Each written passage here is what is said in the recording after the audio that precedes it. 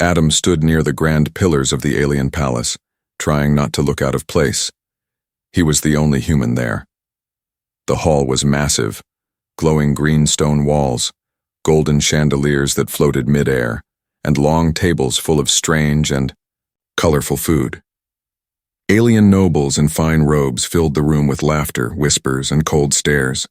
Many had never seen a human before, at least not one invited as an honored guest. At the center of it all stood Baron Varkas, the ruler of the Southern Stars. A tall, proud alien with 6 fingers on each hand, dark violet skin, and a voice that shook the air. "Welcome, Ambassador Adam of Earth," the Baron announced. "Tonight you dine with the best blood in the galaxy." Polite applause followed, but it was cold. Most of the guests only clapped because they were told to. Adam gave a respectful bow. "Thank you, Baron. Earth values peace and friendship." The Baron grinned, and then he spoke the words that changed everything. "As a symbol of this friendship," the Baron said, raising his glass, "I give you a gift, one so rare even I never planned to part with it." The room fell quiet. Nobles leaned forward. Adam blinked. "A gift?" "Yes," the Baron said loudly. "My daughter." Gasps echoed through the room. Adam turned sharply as a young alien woman was led to the front of the hall. She looked no older than 20. Her skin was a lighter shade than the Baron's, soft lavender, her hair braided in silver rings. She wore a ceremonial gown, but her face was pale, her eyes downcast. Her steps were slow, heavy, like she was being sent to execution. The nobles chuckled and murmured, "Is he serious?" "She's no bride, just a pawn." "A joke to see what the human will do." Adam looked around, confused. Was this some kind of alien tradition, or a trick? The Baron raised his glass higher. "I give you my daughter Lyra as a joke bride. Take her, human. Let the stars laugh with us." The room burst into cruel laughter. Lyra's head stayed low. She did not speak. Adam looked at her, then at the Baron, then at the laughing crowd, and something in him snapped. He stepped forward, not laughing, not smiling. He gently took Lyra's hand in his own and said clearly, "If you give her to me, Baron, then I will treat her like royalty." The hall fell silent. Dead silent. Lyra looked up, her eyes wide in shock. The Baron's smile froze on his face. Adam turned to Lyra, bowed slightly and whispered, "You don't deserve this. But if I can give you a way out, I will." She didn't answer, but her fingers held his hand just a little tighter. After the feast, Adam was escorted to a guest house at the edge of the palace gardens. It was large, quiet, and watched by 2 guards who stood outside without speaking. Inside, Lyra sat on the edge of the room's long velvet couch. She hadn't said a word since they arrived. Adam brought her a cup of warm broth. She stared at it. "I don't expect anything," he said gently. "You can sleep, eat, or leave. I won't stop you." She looked at him slowly. "Why?" "Because you're not a gift," he said. "And you're not a joke." Lyra placed the cup down. "You don't understand. My father gave me away because I refused to marry one of his war allies. He thinks giving me to a human is punishment." Adam nodded. "And yet, you still stood tall." She gave a weak laugh. "I was too shocked to fall." He smiled a little. "Then maybe we're both stuck in a moment we didn't choose." Lyra looked at him, really looked. "You didn't laugh," she said. "Not once." "No," he said. "Because I saw your face." She was quiet, then softly added, "I'm sorry you were dragged into this." He shook his head. "Maybe it's fate." She tilted her head. "You believe in fate, human?" He smiled. "No, but I believe in second chances." She said nothing after that. But she didn't leave. That night, Adam made up a bed on the floor and let her have the large couch. Before turning off the lights, he said, "Good night, Lyra." She whispered back, "Good night, husband." He paused, then smiled. not because it was funny, but because for the first time in her life, she had spoken that word, without fear. The morning sun rose gently over the alien city, casting a soft blue glow across the palace gardens.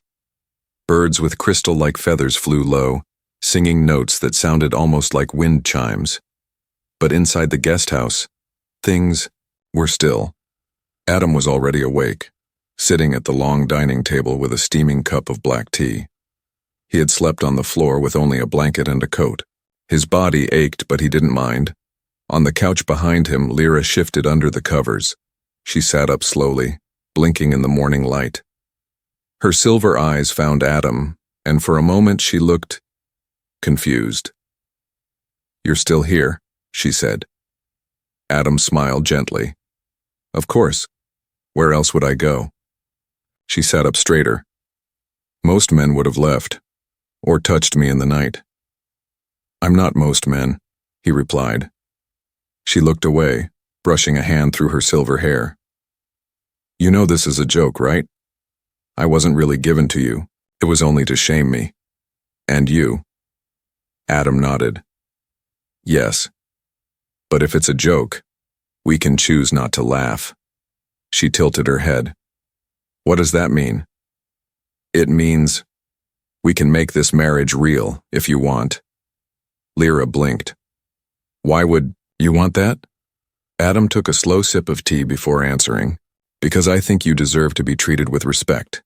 Because I see someone strong, not someone discarded. And because I don't care what your father meant. I choose you."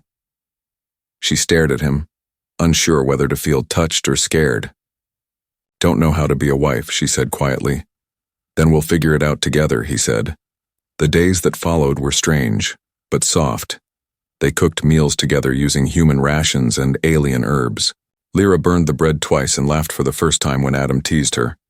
He showed her how to use his old datapad, how to read human maps, and how to fix a cracked heating panel. She learned fast. Her hands were steady. Her mind was sharp.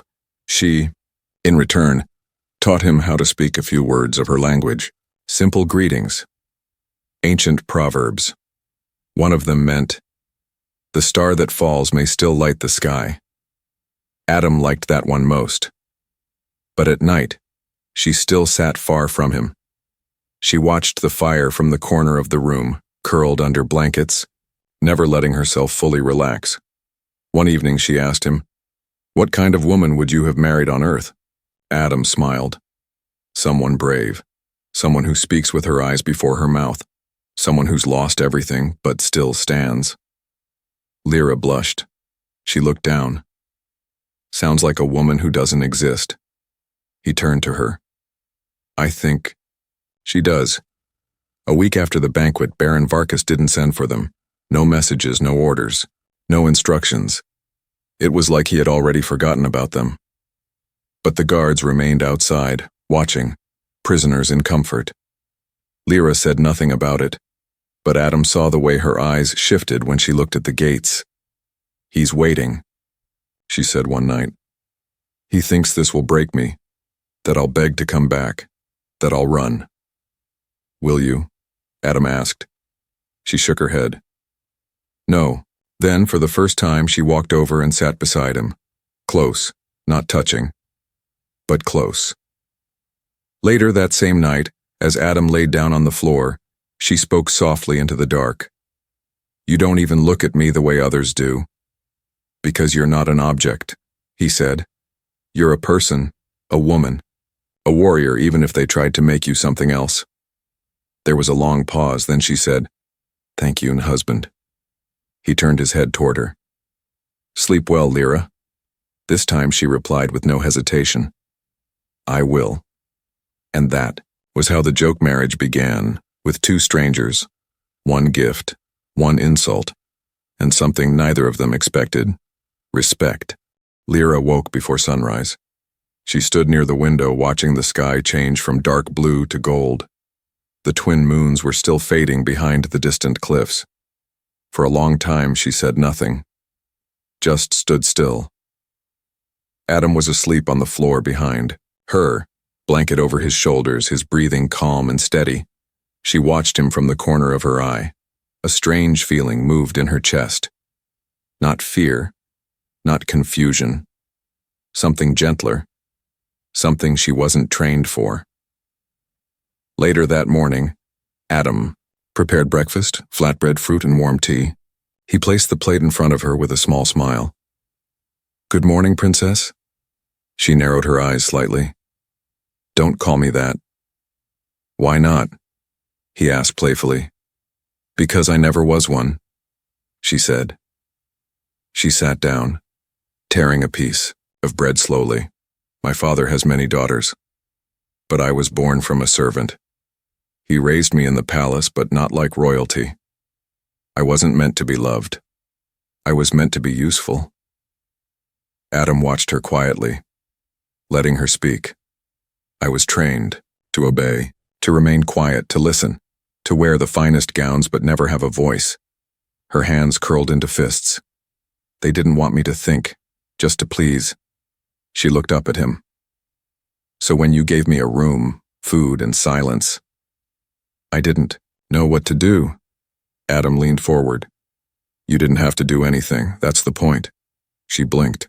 "That's what I'm still trying to understand." Later that day, she walked with Adam through the garden near the guest house. The guards watched but didn't follow. Birds flew low between the trees, and vines with soft blue flowers curled around the gates. "I used to come here as a child," she said softly. "Back when I still believed I could be someone." Adam looked at her. "You are someone." She shook her head. "Not in their eyes. That's why he gave me away so easily." He thought it was funny. Adam stopped walking. "Do you think it's funny?" he asked. She turned to face him, surprised. "No," she said firmly. "Not anymore." He nodded. "Then that's enough." They stood in silence for a moment. Then she whispered, "You treat me like I matter, like I have a choice." He smiled. "Because you do." That night after dinner, she approached him while he was sitting near the fire. She sat across from him, staring into the flames. "Do you still see me as your wife?" she asked quietly. Adam looked into her eyes. "Yes." "But it was a joke," she said. "Only if we believe it was." She was silent for a long time. Then, she whispered, "If you asked me now, if you asked me for real, I think I'd say yes." Adam's breath caught in his throat. He leaned forward slowly. "Then, Lyra, will you marry me? Not because your father forced you, but because you want to?" She looked at him with soft, steady eyes and said, "Yes." From that night on, something shifted. She no longer sat far from him. She no longer waited for his approval to speak. She laughed more, walked freely, even argued with him once over how much salt to put in the soup. She was no longer a gift or a joke. She was a partner, and she was learning what it meant to be loved. One morning, she sat at the window again, this time with Adam beside her. "You know," she said, resting her head on his shoulder, "I've read about Earth marriages, rings, vows, dancing." He chuckled. "Yeah, we do all that.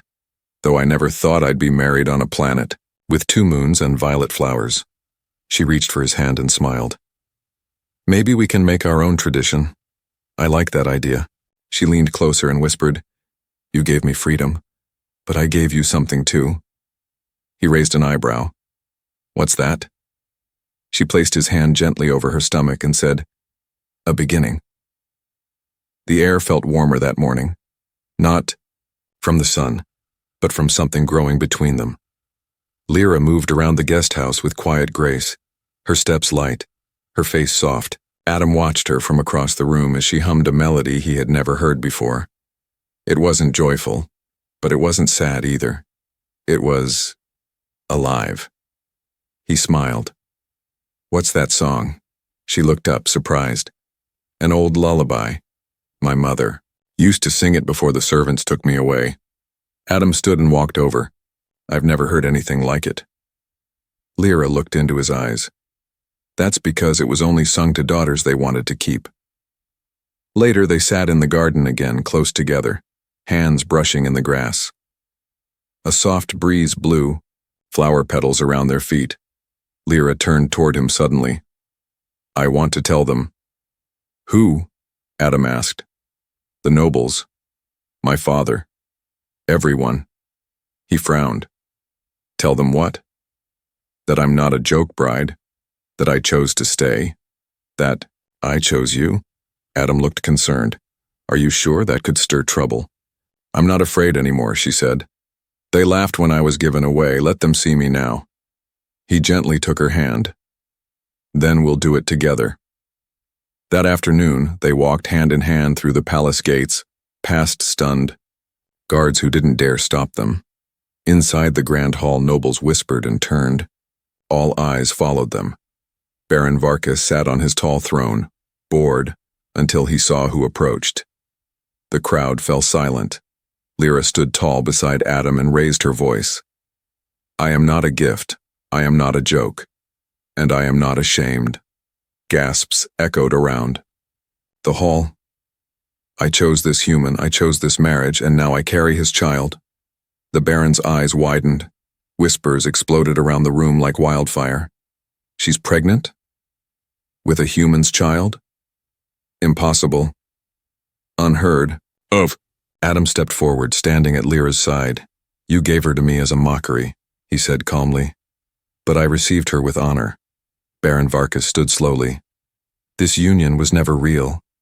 "It is now," Lyra interrupted. "By your law and your word, you gave me away. You cannot take me back." Her voice was sharp, unshakable. "And if you try," she added, "you'll have to take our child too." A heavy silence fell.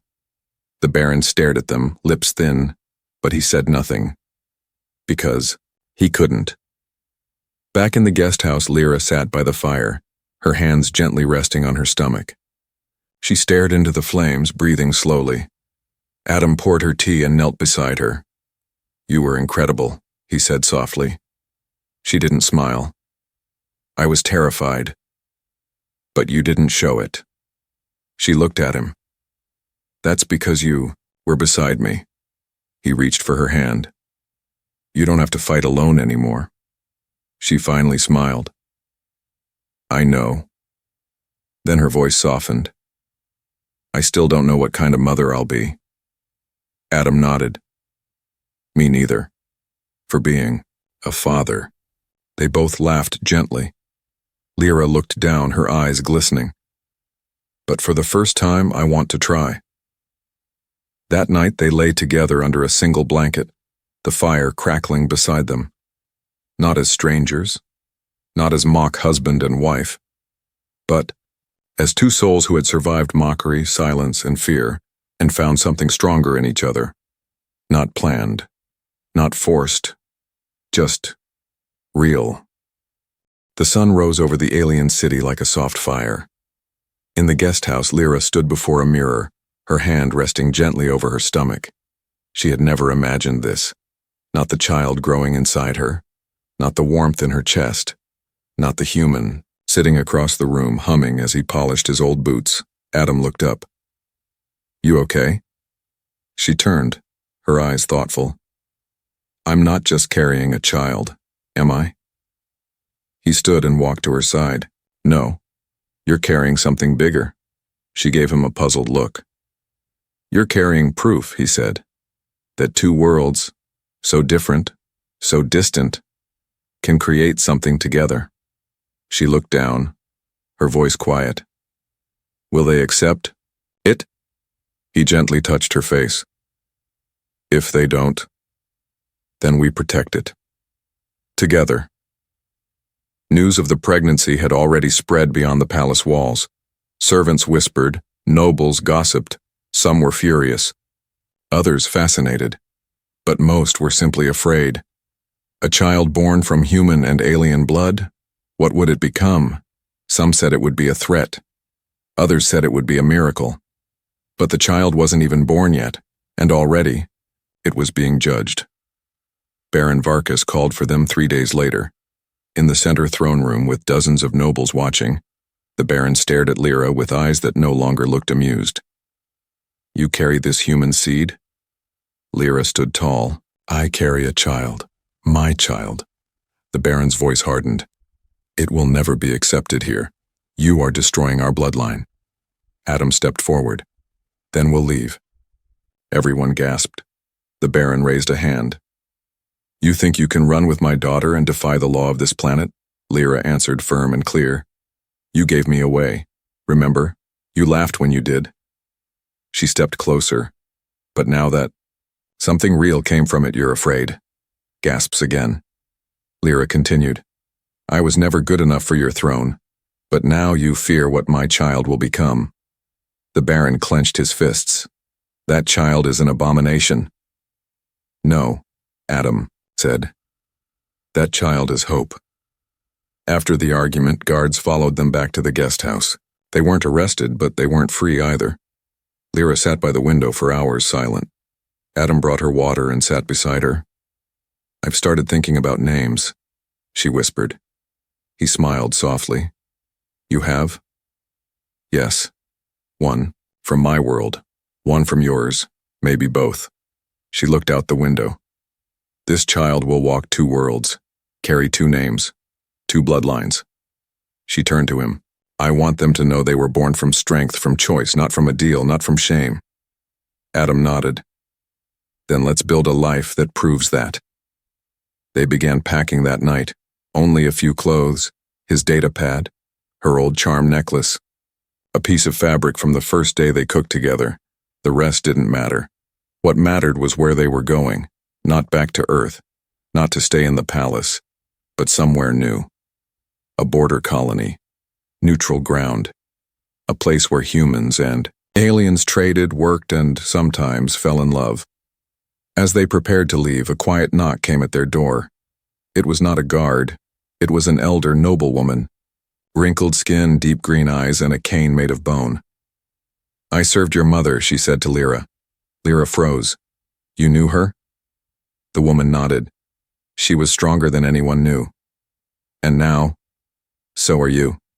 She handed Lyra a folded cloth. Inside was a small bracelet, half gold, half bone, with ancient writing. She wanted her daughter to wear this when she became a mother. Lyra's fingers trembled as she took it. Thank you, she whispered. The woman smiled. The galaxy will fear your child, child of 2 stars. But they will also need them. And then she left. That night, Lyra and Adam left the palace silently under the moonlight. No one stopped them. Some watched from windows, some whispered in the shadows, but none dared block their path.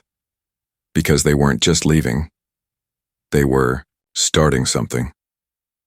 The stars looked closer out here. The transport ship hummed quietly as it floated between systems. Lyra sat by the window, one hand resting on her belly, the other gripping a warm cup of root tea Adam had prepared. They had left the palace behind. The shouting, the stares, the rules, all of it was gone. But ahead, that was harder to see. Adam walked in from the other side of the ship, his jacket dusty, his hair messy from fixing a power coil. We should reach the colony by morning, he said, smiling. Lyra nodded but didn't look away from the window. Adam sat across from her. You're quiet. I'm just thinking, she said softly. He leaned in. About the baby? She finally turned to him. About everything.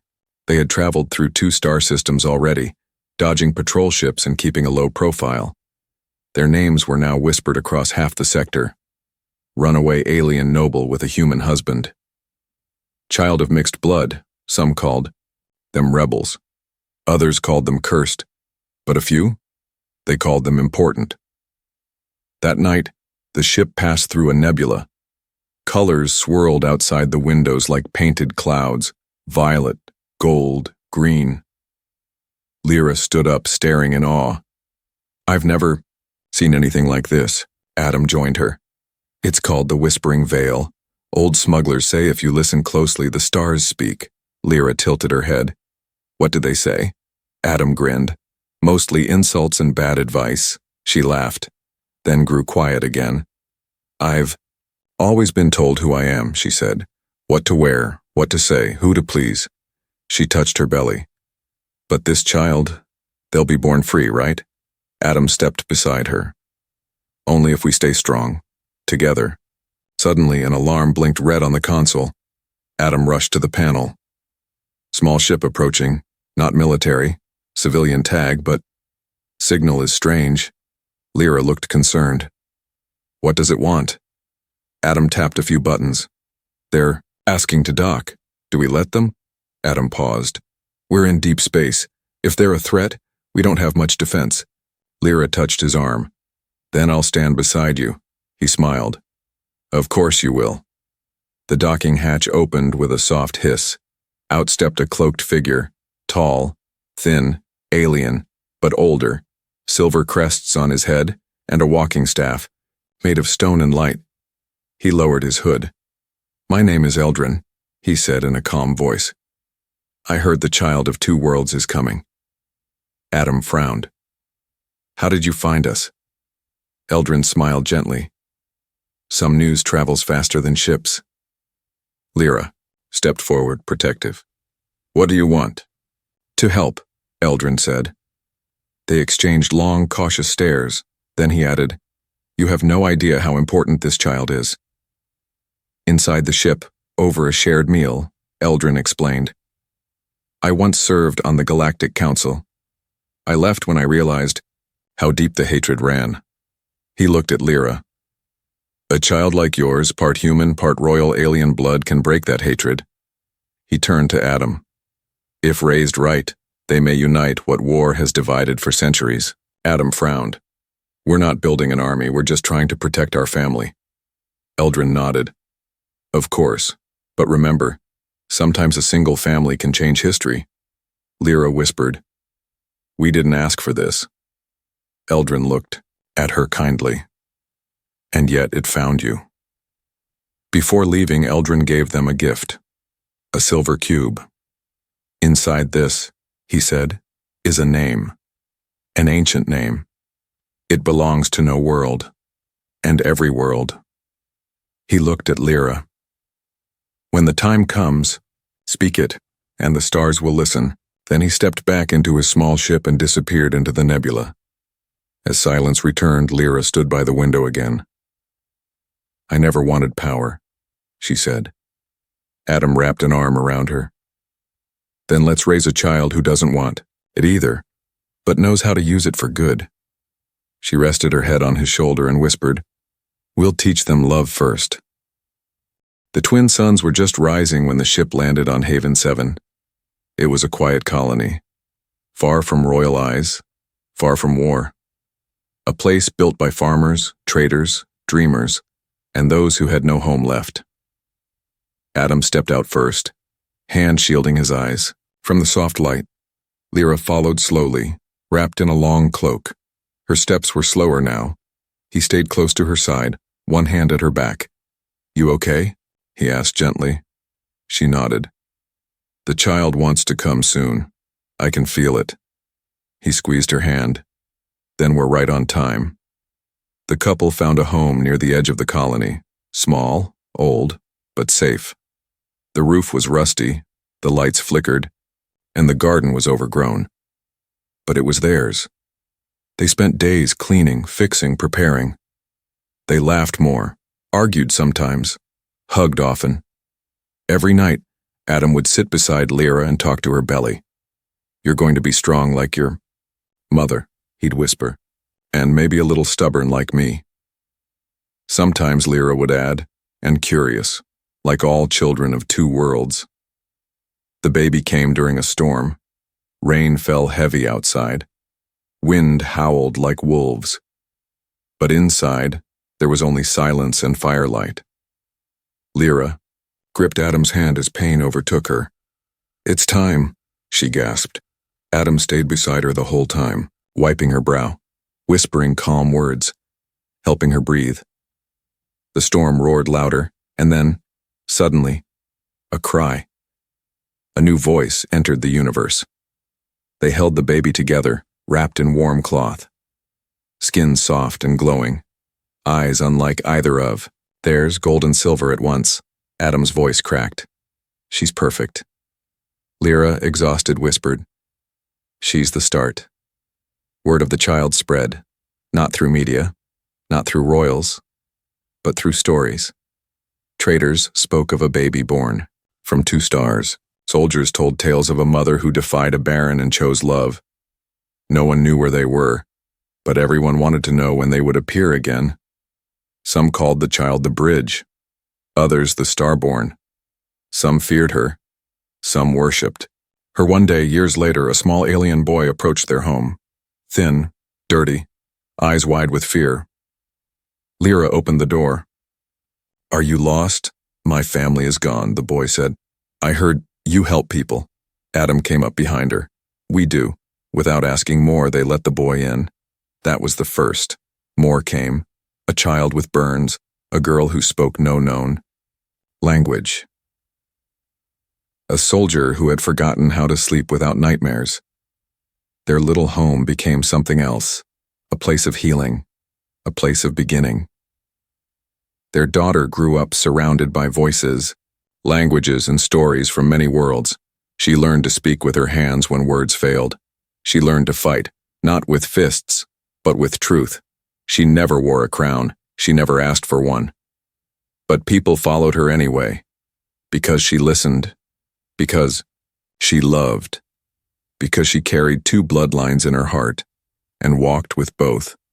And one night, as she sat under the twin moons with her parents beside her, she asked a question. "Why did they say I would change everything?" Lyra smiled. "Because love always changes everything," Adam nodded. "And you were born from the strongest kind."